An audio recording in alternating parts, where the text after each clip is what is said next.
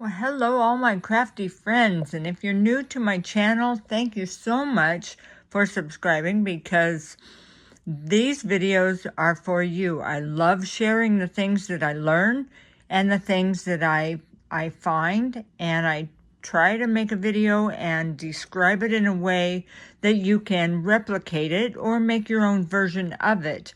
So today is the same thing like that. And I am actually not in my craft room. I am in my kitchen. See, there is my kitchen. I'm actually at my kitchen table. But I was crafting here with some things that I received. And I thought, we all started out as beginners. So beginners that don't have a lot of tools, you can still make awesomely cool stuff with just what you have around the house. Like, for instance, this is a piece of junk mail. I took it out of I'm not sure. See, it says apply now on both sides. So it's probably a credit card application.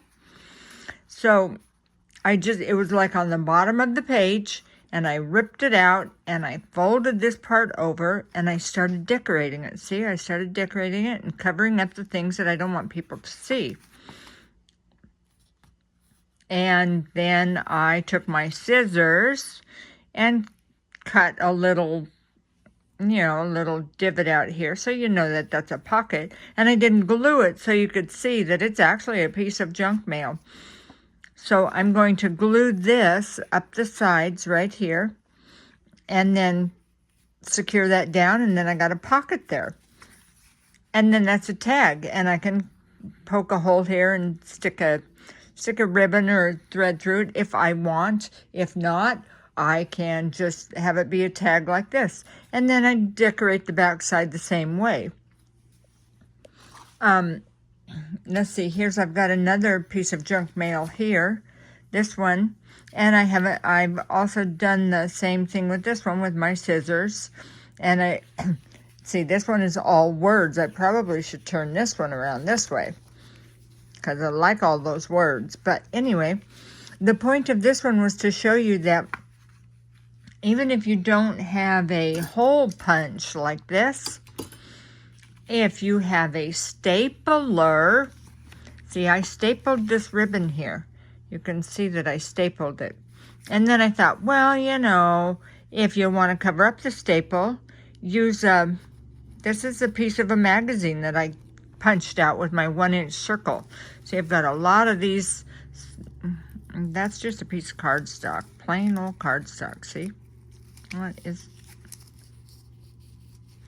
a piece of paper anyway. But these are just 1-inch circles cut out of a magazine, and I've got a ton of them. I also, if my printer prints something and I can't use it for what I intended to use it for, instead of throwing it away, I will cut circles out of it. Even just white paper you can cut circles out of. This one I made out of regular cardstock. I just took cardstock. Oh, I didn't.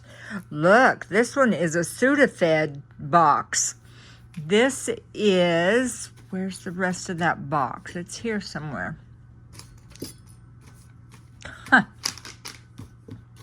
Well, I ripped it, and you probably see it, and I don't. So anyway, it's a Sudafed box, just like this, a regular Sudafed box. And see, I cut I actually tore it apart. They have seams. You can take it apart, like you take apart anything else, you start at the seam.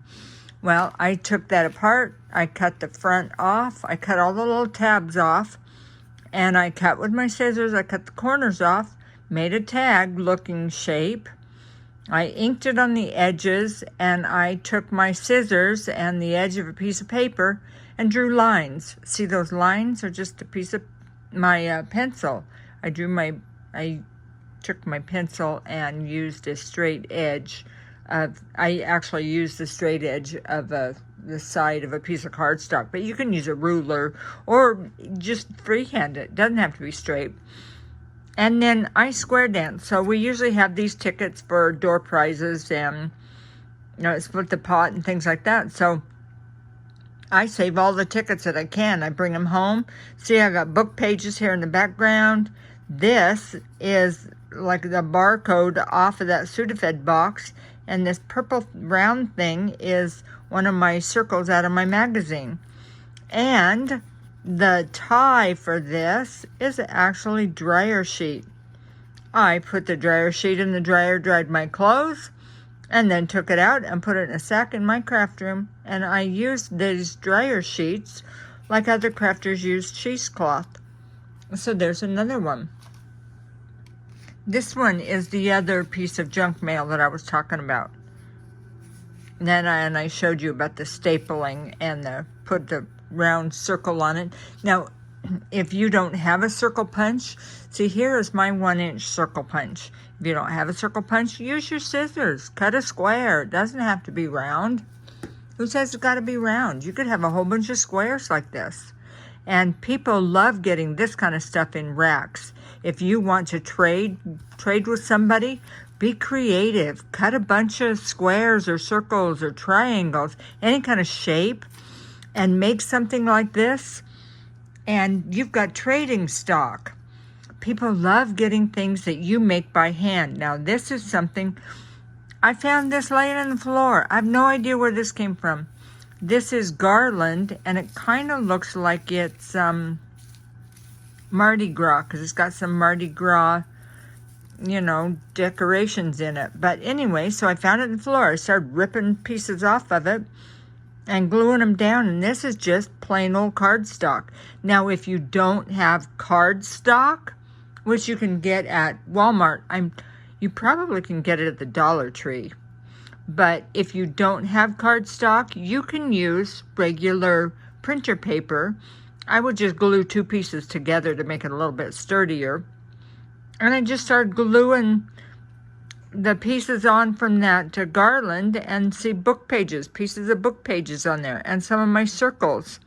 And even the little round circles, I may have used them all now, but even the little teeny round circles that I punch out for the tag, for the ribbons, like these holes that I punch out, I save those. And so now if you have a hole punch, your hole punch has a special little thingy here that it holds, you know, that catches all of your little round pieces of paper that you punch out. So this is a bunch of tags that I'm working on, and this is just cardstock. And if you don't have cardstock, you can do this with printer paper. But I've just taken a piece, the short edge, and by that I mean, see, this is cardstock. Instead of the long edge, I've used the short edge, because the short edge is like 8.5 inches long. You can use the long edge if you want. But I folded it up to actually make a pocket. See, it's actually a pocket in there.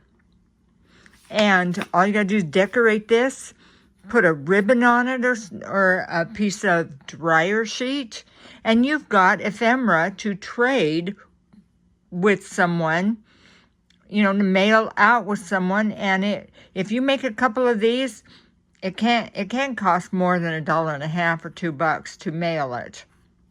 Now that might be a lot, but you'll probably get more than that in value in what you're trading for, what the other person sends you. Now this is book page. That's all this is, book page. This is 2 of them, 2 book pages glued together.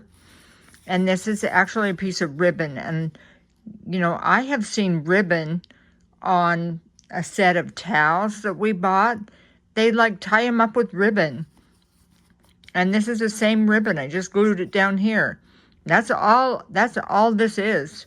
Piece of book page. There's another piece of ephemera that you can trade with someone. Here, this one. This one is, what is this? This is book page. This is book page. I glued 2 book pages together. I'm not sure I can get this out with one hand because I'm holding the camera with the other one. Ah, here it comes. So this is book page. I glued two together and I folded it over. See, folded it over, made a pocket. Made a pocket there. And this butterfly it looks wonked up because I cut it freehand. I'm not a great freehand cutter. But anyway, see the black strip? That black strip came off of a weight in line number from the DMV. The same as this number, S555, that came off the number from a weight line. My friend gave it to me. His number in DMV. He went to DMV, got a number, had to sit in line and wait, and he brought the number piece of paper back to me. And that's what I've used. Everybody's got to wait in line somewhere, and most places have a ticket that you take or a number. And you can bring that home and make a piece of ephemera. And someone will just adore getting this in the mail. I didn't even poke a hole in this. You could, but I didn't. And see, I decorated the back, and that's all I did. And these are just circles from a magazine. People who have been crafting for a long time, they have more than enough supplies. So don't feel bad if you don't have supplies to send them, because most of them, if you look in the groups, they are asking for handmade ephemera. Handmade things. A lot of them ask for anything made by you. That's what they put down on the list of what they want most. So any of this stuff you can do. Now here's just a little teeny piece of cardstock. I have inked it. I've inked it. Now if